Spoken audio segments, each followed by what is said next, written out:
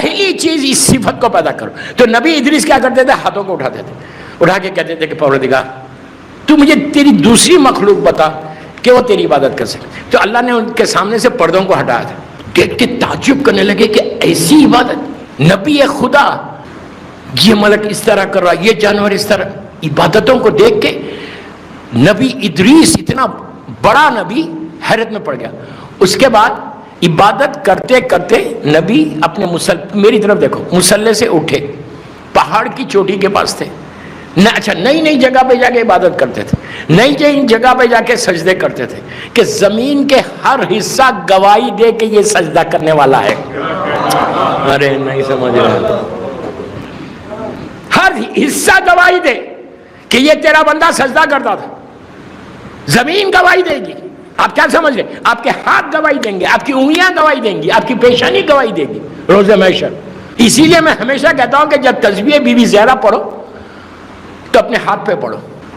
خاموش ہو گئے. ریزن کیا, کیوں بول رہا میں؟ خاک شفا پہ پڑھو. خاک شفا کی تسبیح بیسٹ ہے, اس لیے کہ جب تم خاک شفا پہ اللہ کی عبادت کرتے, تسبیح پڑھتے, اللہ اکبر بولتے, تو خاک شفا بھی اللہ اکبر بولتے. خاک شفا کی یہ فضیلت ہے. تو یہ پلاسٹک کے میں منع نہیں کر رہا, پلیز غلط مت سمجھو, آپ پڑھ سکتے ہیں, کوئی واجب نہیں ہے. میں صرف آپ کو بتا رہا ہوں عبادت میں شوق اور ثواب زیادہ لینے کے لیے. ہر آدمی چاہتا نا کہ مجھے ایک چھوٹا کام کرو ثواب زیادہ ملے. تو یہ پلاسٹک کے دانوں پہ کچھ ملنے والا نہیں. اس سے بہتر کیا ہے؟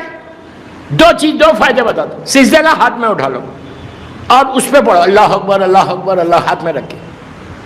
خاک شفا ہے, وہ قبولیت بھی ہو جائے گی. دوسری چیز کیا, تم ان انگلیوں پہ پڑھ رہے نا بی بی کی تسبیح, لحد میں جانے کے بعد یہ انگلیوں سے نور نکلے گا, اندھیرا دور ہوگا, روشنی آئے گی, اور انگلیاں گواہی دیں گی اللہ کی بارگاہ میں کہ یہ تیری عبادت کرتا تھا ایسے انگلیوں سے. کوشش کرو اس طرح بھی پڑھنے کی. میں یہ نہیں بول رہا کہ پلاسٹک کے دانوں پہ مت پڑھو, ضرور پڑھو, کوئی منع نہیں ہے, کوئی حرام نہیں ہے, لیکن آپ کو بتا رہا ثواب زیادہ. تو ادریس نے بھی عبادت کرتے کرتے اس پہاڑ کی چوٹی سے نکلے اپنے گھر جانے کے لیے. بڑا مشہور واقعہ ہے ان کی زندگی کا. یہ اوپر کیسا گئے وہ بتا رہا, زندہ کیسا کیا. اس لیے کہ آخری میں ان کی دعا یہ تھی کہ اللہ تیری آسمانوں کی مخلوق کی میں عبادت دیکھوں, کہ آسمانوں میں تیری مخلوق عبادت کیسے کرے. اس لیے کہ آسمانوں میں کوئی انسان نہیں, وہاں ملائکہ رہتے اور اللہ کا دوسرا کریشن ہے. ہر آسمان پہ ایک اللہ کا کریشن ہے, ہر آسمان پہ ملائکہ ہے, ہزاروں لاکھوں کی تعداد میں ملائکہ. کیا جو تعداد ہے, میں ایک ایک جملے کا ذمہ دار ہوں. واٹ آئی ایم سیئنگ, ملائکہ کا جو کریشن اللہ نے کیا, ان کو جو پیدا کیا, یہ اتنا بڑا ہے, کوئی تاریخ میں نہیں ہے کہ کتنے ملک کتنے آسمانوں میں ہیں. اور اللہ کی یہ اتنی طاقتور مخلوق ہے کہ جو صرف عبادت کرتی. میں عبادت کی ٹاپک ہے نا, تو صرف عبادت کرتی. کوئی ملک خاموش بیٹھا ہوا نہیں ہے, ہماری طرح خاموش بیٹھ کے گوسپ نہیں کرتا. نہیں سمجھ رہے آپ, وہ لوگ عبادت کرتے, کوئی سجدے میں, کوئی یہاں پہ, کوئی تسبیح پڑھا, کوئی یہ کام کر رہا. اور 50,000 ملائکہ منصور فرشتے کے ساتھ کربلا معلیٰ میں ہیں. عاشورے کے دن سے آج تک گریا کر رہے وہ لوگ. اور ہر روزے میں ملائکہ رہتے ہیں, اس لیے کہ جب آپ اذن دخول پڑھتے ہیں روزے پہ جا کے, تو آپ یہ کہتے ہیں کہ جو ملائکہ مقربین ہیں میں ان سے بھی اجازت لیتا ہوں اندر آنے کی. ہر معصوم کے روزے میں ملائکہ جو عبادت کر رہے. ادریس نے کہا تھا کہ اللہ تو مجھے تیری آسمانوں کی مخلوق کی عبادت بتا. بس دعا کی, نبی کی دعا ہے, فوراً قبول ہو گئی. ادریس نکلے وہاں سے, نکل کے جا رہے تھے اپنے گھر کی طرف. جب جا رہے تھے تو دیکھا کہ ایک ملک ہے, فرشتہ ہے, کہ جس کے بالوں پر کو اللہ نے لے لیا. وہ فرشتہ پڑا ہوا ہے جیسے فطروس کے ساتھ ہوا تھا, اسی طرح اس کے بھی بالوں پر نہیں. اب لیٹا, اس نے جیسے ہی دیکھا ادریس کو, آج پہلی دفعہ دیکھ رہا ادریس کو, سامنے سے جا رہے, پکار کے کہا نبی خدا سلام. انہوں نے پلٹ کے جواب دیا. جواب دینے کے بعد اس ملک نے کہا کہ اے نبی خدا, آپ اتنے عبادت گزار ہیں, آپ کیا میرے لیے دعا کر سکتے ہیں؟ اللہ کی بارگاہ میں دعا کیجئے کہ اللہ مجھے بالوں پر دے دے, مجھے معاف کر دے. گناہ نہیں تھا, معصوم ملک ہے, ترک اولا ہے. میں ایک ایک بات کلیئر کر کے پڑھ رہا کہ فرشتوں سے گناہ نہیں ہوتا, ہم گناہ کرتے, وہ لوگ گناہ نہیں کرتے. تو جیسے ہی کہا کہ آپ میرے لیے دعا کیجئے، ادریس نے ہاتھوں کو اٹھا دیا، اٹھا کے کہا پروردگار یہ تیری مخلوق ہے، اس کو بالوں پر عطا کر دے، اس پہ رحم کر دے۔ بولنا تھا، فوراً اس کو بالوں پر مل گئے۔ یہ نبی کی دعا ہے۔ جیسے ہی بالوں پر ملے وہ فرشتہ اٹھ کے کھڑا ہو گیا، کھڑا ہو کے کہا کہ اے نبی خدا میں بھی کچھ کروں آپ کے لیے، میں بھی کوئی حاجت کو پورا کروں۔ آپ نے غور کیا ایک بات یہاں پہ، ایک نبی نے فرشتے کو دعا کے ذریعے بالوں پر دلائے، تو فرشتے نے پلٹ کر نبی سے کہا کیا کین آئی ہیلپ یو؟ میں انگلش میں نہیں بولا، کہا میں بھی کچھ ہیلپ کروں۔ یہ فرق ہے نبوت میں اور امامت میں۔ نہیں ابھی بھی نہیں سمجھے، یہ فرق ہے نبوت اور امامت میں۔ یہاں فرشتے نے نبی سے پوچھ لیا، وہ فطرس کی مجال نے بھی حسین سے پوچھنے کی۔ یہ فرق ہے۔ جیسے کہا کہ میں ہیلپ کروں آپ کی، فطرس نے کہا، ادریس نے کہا کہ ہاں میری مدد کر۔ اس نے کہا کیا مدد کروں؟ کہا مجھے اپنے پروں پہ بٹھا کے آسمانوں میں لے کے جا، میں اللہ کی دوسری مخلوق کی عبادت دیکھنا چاہتا ہوں۔ اس نے بٹھا لیا، بٹھا کے چلنے لگا، اڑنے لگا۔ پہلے آسمان پہ گئے، وہاں ملائکہ کی عبادت دیکھی، دنگ رہ گئے کہ ہر طرف سے گونج رہی تسبیح کی آواز، کہیں سبوحن قدوسن ہو رہا، کہیں ستارو ہو رہا، کہیں ذوالجلال والاکرام ہو رہا، کہیں لا الہ الا اللہ ہو رہا، کہیں وحدہ لا شریک ہو رہا، کہیں یا رحمانو پکار رہے، کوئی یا کریمو پکار۔ یہ عجیب نام ہے دوستو، ایک ایک نام کے اوپر ایک ایک مجلس ہو سکتی اللہ کے ان ناموں پہ۔ ہر طرف سے کانوں میں ادریس کے تسبیح اور تحلیل کی آوازیں آ رہی ہیں۔ دنگ رہ گئے کہ یہ ملائکہ کیسے عبادت کر رہا، کوئی دیکھنے والا نہیں ہے، کوئی اپریشیٹ کرنے والا نہیں ہے، کوئی آ کے بولنے والا نہیں تم اتنی عبادت کر رہے۔ ہم تھوڑی عبادت کر کے یہ دیکھتے کہ کوئی دیکھ رہا میری عبادت کو، نہیں سمجھے؟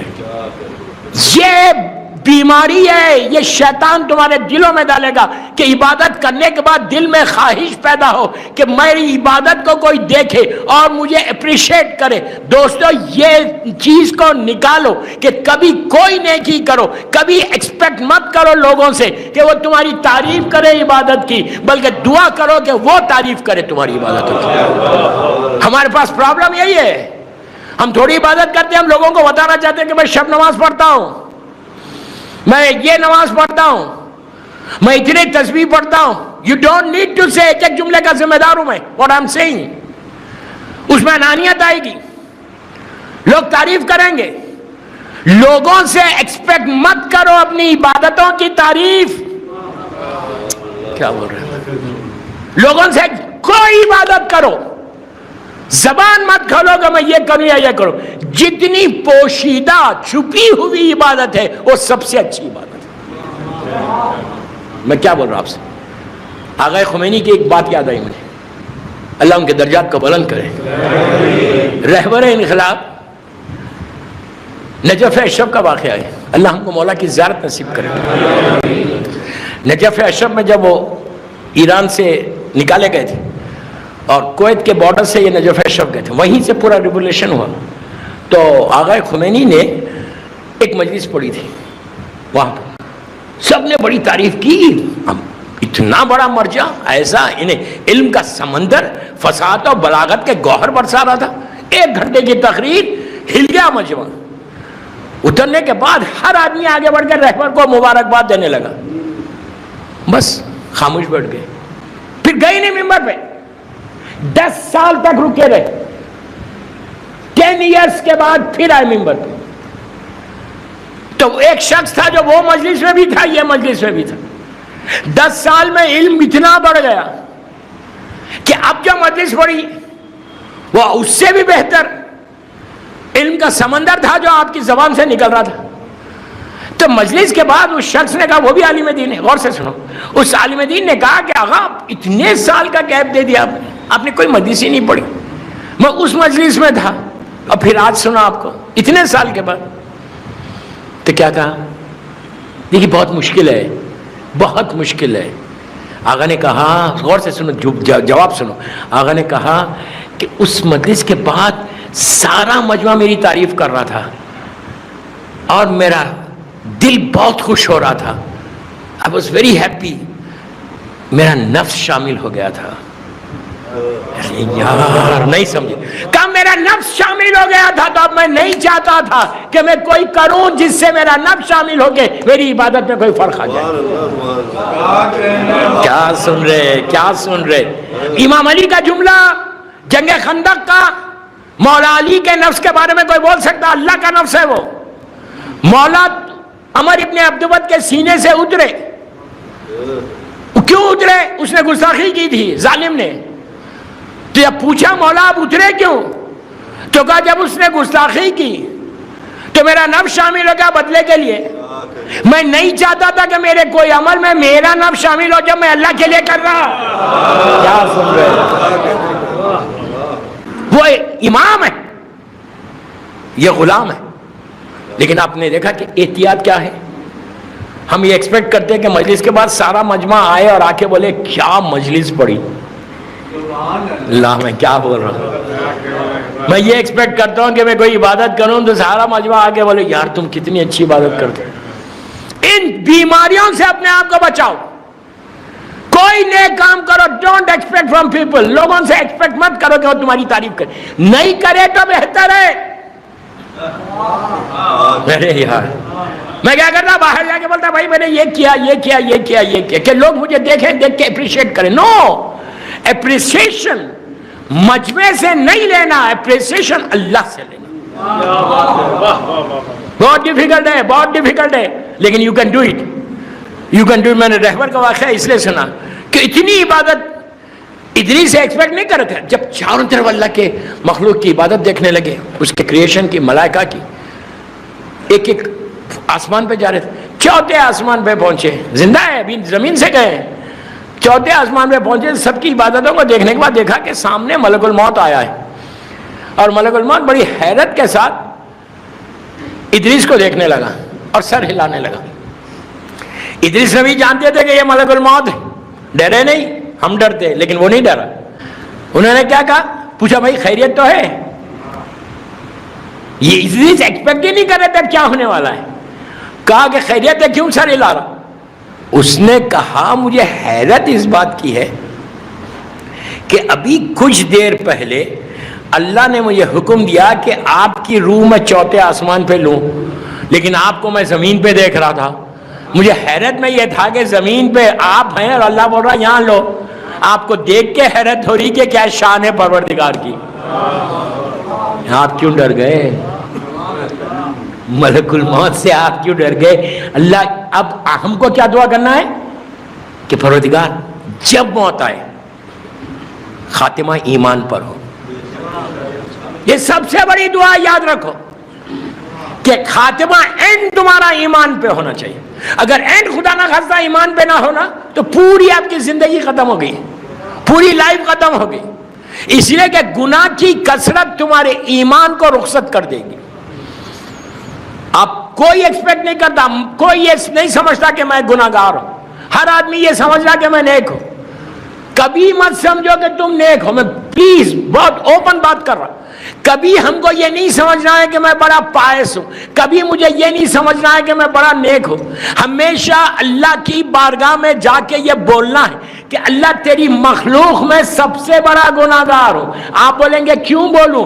امام علی کیوں بول رہے؟ علی کے تعلق سے گناہ کا سوچنا گناہ ہے. وہ علی اللہ کی بارگاہ میں جا کے بول رہا کہ پروردگار اللہم اغفر لی ذنوب التی تحبس دعا, دعائے کمیل میں یا مولا حسین کی دعاؤں میں آپ دیکھو کہ مولا حسین کیسے بول رہے. اور امام علی کی جو مناجات جو مسجد کوفہ میں میرے مولا پڑھتے تھے, عجیب مناجات ہے دوستو. یہ مناجات ہر کتاب میں ملے گی. ذیشان حیدر جوادی کی مرحوم کی کتاب میں بھی ہے, مفاتیح الجناح میں بھی ہے. ایون تم گوگل کرو گے مناجات امام علی, آپ سوچو علی بے نیازوں کا بے نیاز ہے. علی کو مانگنے کی ضرورت نہیں ہے, لیکن آپ خواہش ہے میری یوتھ سے کہ گوگل کر کے یہ مناجات نکالو. عبادت دیکھو علی کیسے کر رہا, کس انداز سے اس کی بارگاہ میں جا کے یہ مناجات کہاں کرتے تھے. اللہ ہم کو مسجد کوفہ کی زیارت نصیب کرے.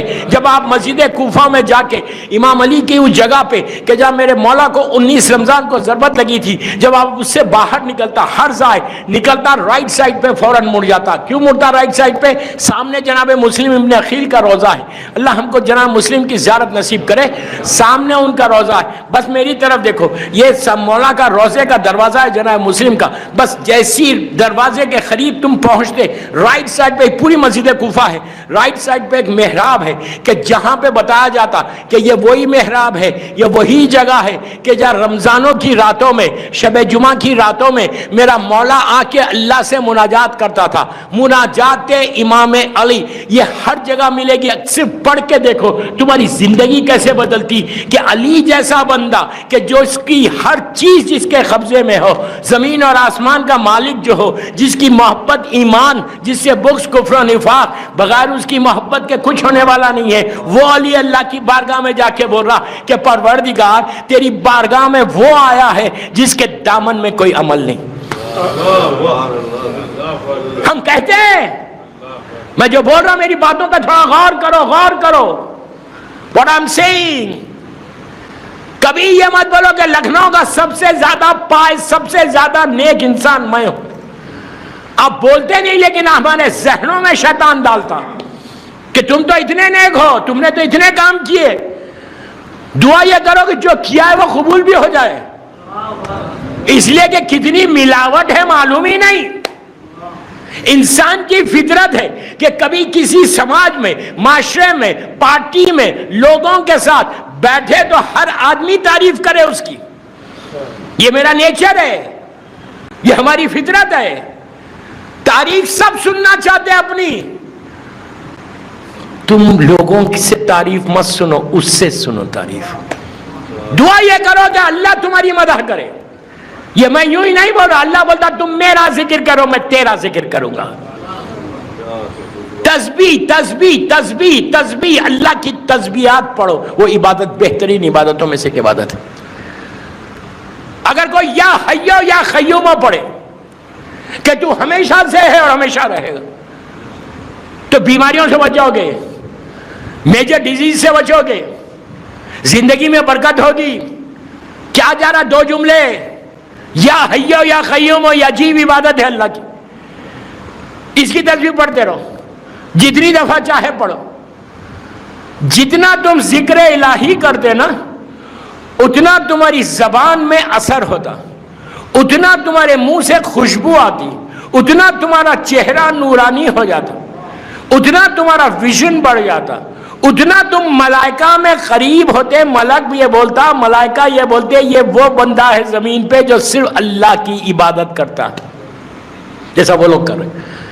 اور ہمیشہ میں بار بار بول رہا, واسطہ معصومین کا دیکھ کے دعا کرنا. کوئی عبادت کرو معصومین کا واسطہ دو, صرف تسبیح پڑھ رہے تو معصوم کا واسطہ دو. بہترین واسطوں میں بحق فاطمہ و ابیہا و بالوا و بنیہا.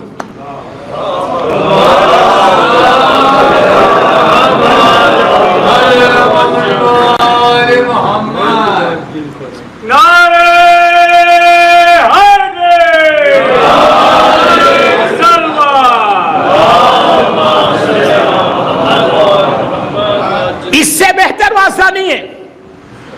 لڑکی کا رشتہ نہیں ہے, شادی نہیں ہو رہی, بولو بحق فاطمہ و ابیہا و بالوا و بنیہا. اس سے بڑا کوئی واسطہ نہیں. 14 معصومین کا واسطہ تم نے دیا.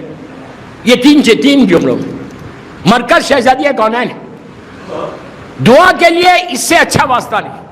ہر نماز کے بعد جب تسبیح پڑھو نا, تسبیح پڑھنے, پلیز غور سے سنو, تسبیح پڑھنے کے بعد 3 مرتبہ سورہ خلق پڑھو. اس کے بعد یہ جملے بولنا. 3 مرتبہ سورہ خلق سب کو یاد ہے. آپ نے مغرب کی نماز پڑھی, مظلوم بی بی کی تسبیح پڑھی, تسبیح پڑھ کے 3 مرتبہ بولو قل هو اللہ احد پڑھو 3 مرتبہ. بسم اللہ الرحمن الرحیم قل هو اللہ احد اللہ الصمد لم یلد ولم یولد ولم یکن لہ کفوا احد. 3 مرتبہ پڑھ لو. پڑھ کے کیا کرو, یہ 3 مرتبہ پڑھنے کا فائدہ کیا ہے؟ اس لیے کہ ہمارا ایک نیچر ہے, ہمارا, مجھے پتہ نہیں لکھنؤ والوں کا ہے نہیں ہے, لیکن دوسرے شہروں میں لوگوں کا ایک نیچر ہے. بولتے مولانا چھوٹی دعا دو لیکن فائدہ اتنا ہونا. وہ راستہ سن رہے؟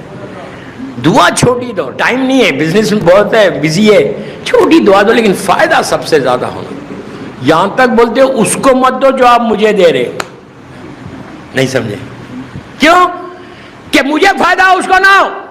اگر تمہاری یہ فکر ہے تو تم کو کبھی فائدہ ہوگا ہی نہیں. زمزم پی لو جا کے، قرآن پی لو پورا. اگر مومن کے لیے تم نے فائدہ نہیں کیا تو تمہارا بھی نہیں ہونے والا ہے. ہمیشہ دعا یہ کرو کہ پروردگار لکھنؤ میں ساروں کو دے، اس کے بعد آخر میں مجھے دے. رحمت برسا سب کے اوپر، چند خطرے میرے اوپر. دعا یہ کرو. دعا میں پاور ہے، دعا میں اثر ہے. دعا ایک طاقت کا نام ہے، ایسی طاقت کا نام ہے کہ اگر دعا چاہے تو زمین سے انسان کہیں اور چلا جائے، دیوار اپنے مقام سے ہل جائے، پہاڑ اپنی جگہ سے ہل جائے. دعا میں وہ اثر ہے. دعا ایک ٹوٹل شیلڈ کا نام ہے، ایسا سپر کی طرح تمہارے سامنے آ جاتی.